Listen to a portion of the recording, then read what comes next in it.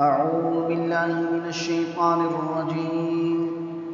بسم الله الرحمن الرحيم. يا أيها النبي قل لمن في أيديكم من الأسرى إن يعلم الله في قلوبكم خيرا يؤتكم خيرا مما أخذ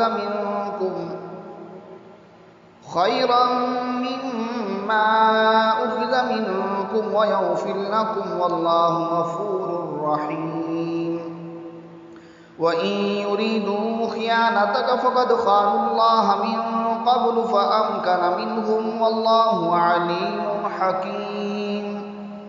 إن الذين آمنوا وهاجروا وجاهدوا بأموالهم وأنفسهم في سبيل الله والذين آووا ونصروا أولئك بعضهم أولياء بعض والذين آمنوا ولم يهاجروا ما لكم من ولايتهم من شيء حتى يهاجروا وإن استنصروكم في الدين فعليكم النصر إلا على قوم بينكم وبينهم ميثاق والله بما تعملون بصير. والذين كفروا بعضهم أولياء بعض إلا تفعلوه تكن فتنة في الأرض وفساد كبير. والذين آمنوا وهاجروا وجاهدوا في سبيل الله والذين آووا ونصروا أولئك هم المؤمنون حقا لهم مغفرة ورزق كريم. والذين آمنوا من بعد وهاجروا وجاهدوا معكم فأولئك منكم وأولو الأرحام بعضهم أولى ببعض في كتاب الله إن الله بكل شيء عليم. براءة من الله ورسوله إلى الذين عاهدتم من المشركين فسيحوا في الأرض 4 أشهر واعلموا أنكم غير معجز الله وأن الله مخزي الكافرين. وأذان من الله ورسوله إلى الناس يوم الحج الأكبر أن الله بريء من المشركين ورسوله فإن تبتم فهو خير لكم وإن توليتم فاعلموا أنكم غير معجز الله وبشر الذين كفروا بعذاب أليم. إلا الذين عاهدتم من المشركين ثم لم ينقصوكم شيئا ولم يظاهروا عليكم أحدا فأتموا إليهم عهدهم إلى مدتهم إن الله يحب المتقين. فإذا انسلخ الأشهر الحرم فاقتلوا المشركين حيث وجدتموهم وخذوهم واحصروهم واقعدوا لهم كل مرصد فإن تابوا وأقاموا الصلاة وآتوا الزكاة فخلوا سبيلهم إن الله غفور رحيم. وإن أحد من المشركين استجارك فأجره حتى يسمع كلام الله ثم أبلغه مأمنه ذلك بأنهم قوم لا يعلمون. كيف يكون للمشركين عهد عند الله وعند رسوله إلا الذين عاهدتم عند المسجد الحرام فما استقاموا لكم فاستقيموا لهم إن الله يحب المتقين.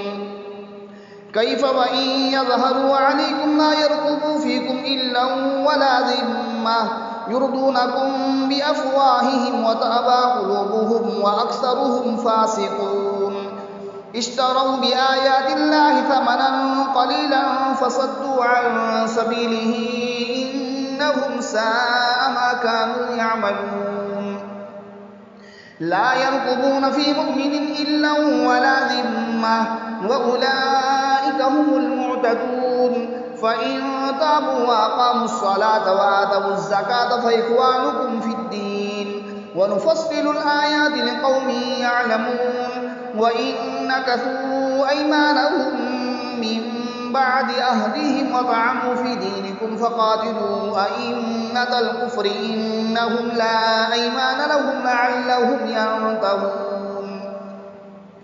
ألا تقاتلون قوما نكثوا أيمانهم وهموا بإخراج الرسول وهم بدؤوكم أول مرة أتخشونهم فالله أحق أن تخشوه إن كنتم مؤمنين قاتلوهم يعذبهم الله بأيديكم ويخزهم وينصركم عليهم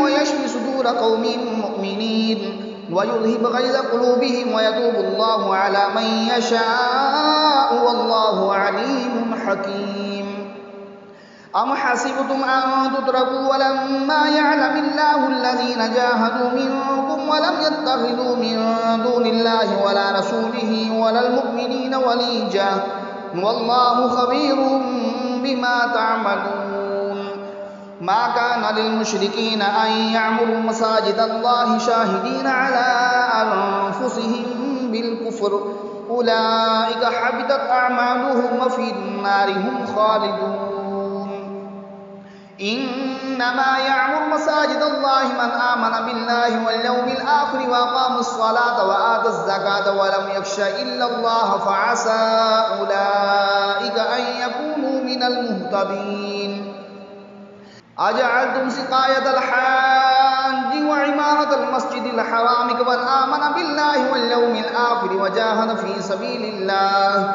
لا يستوون عند الله والله لا يهدي القوم الظالمين الذين آمنوا وهاجروا وجاهدوا في سبيل الله بأموالهم وأنفسهم أعظم درجة عند الله وأولئك هم الفائزون يبشرهم ربهم برحمة منه ورضوان وجنات لهم فيها نعيم مقيم خالدين فيها أبدا إن الله عنده أجر عظيم يا أيها الذين آمنوا لا تتخذوا آباءكم وإخوانكم أولياء إن استحبوا الكفر على الإيمان ومن يتولهم منكم فأولئك هم الظالمون قل إن كان آباؤكم وأبناؤكم وإخوانكم وأزواجكم وعشيرتكم وأموال اقترفتموها وتجارة تخشون كسادها ومساكن ترضونها أحب إليكم من الله ورسوله وجهاد في سبيله فتربصوا حتى يأتي الله بأمره والله لا يهدي القوم الفاسقين